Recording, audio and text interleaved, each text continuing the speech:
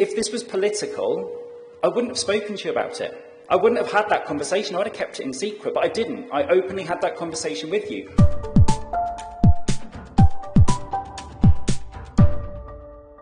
I'm going to ask Councillor Boatwright, as he reserved his right to speak earlier. Would you like to speak?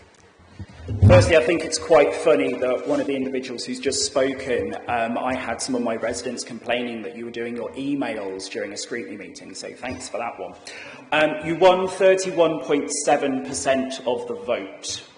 And this idea that all of a sudden I've changed my view on this, I'm afraid, is very misleading, because I've always believed that we need to do this. I have been championing this for 4 years.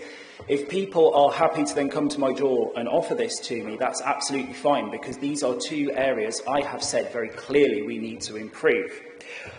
Also, I had a call from your now deputy leader, and I spoke to him about this.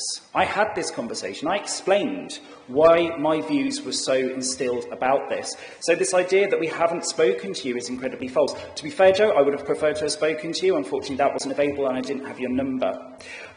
This idea of career politicians, it's a weak insult to those of us with careers. So it's a cheap shot, and it's not going to land very well, especially bearing in mind I've got 3 jobs. And this idea that substitutes is somehow a bad thing. First of all, I once had to announce the birth of a child from this very chair.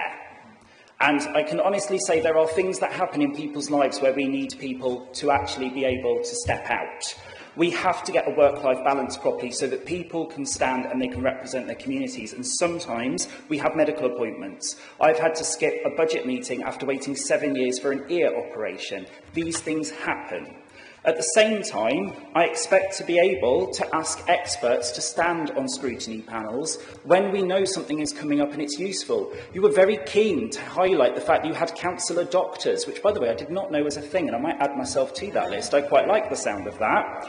And that's absolutely fine by all means, but that means we should give experts the opportunity to be there. OSPB is a vice chair. I was deputy leader of my group for many years, and I got no remuneration for that. Sometimes I had to step in, sometimes I had to go and do things that cost me time. But you do it because it's part of your community and what you do.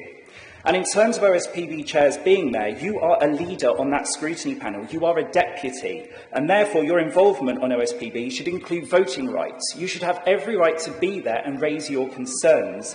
It also is part of succession planning. Only 21 of us, I believe, I'm happy to be corrected on that, were actually at the last council. And so this gives us an opportunity to develop people's skills and make sure that people learn new things. And finally, if this was political, I wouldn't have spoken to you about it. I wouldn't have had that conversation. I would have kept it in secret, but I didn't. I openly had that conversation with you. We disagreed, and that's fine. That's what's going to happen sometimes. And by the way, I'm going to disagree with the Conservatives, I'm going to disagree with the Greens, I'm going to disagree with my own, because I am an individual, and that's what happens. Paul's already nodding, it says it all. So this is a fantastic idea, it works well, and that's how this happens. So I fully support this, and I hope everyone else will too. If you found this valuable, please subscribe to our channel, like this episode, and hit the notification bell so you're always up to date with our latest political insights. Thanks for watching.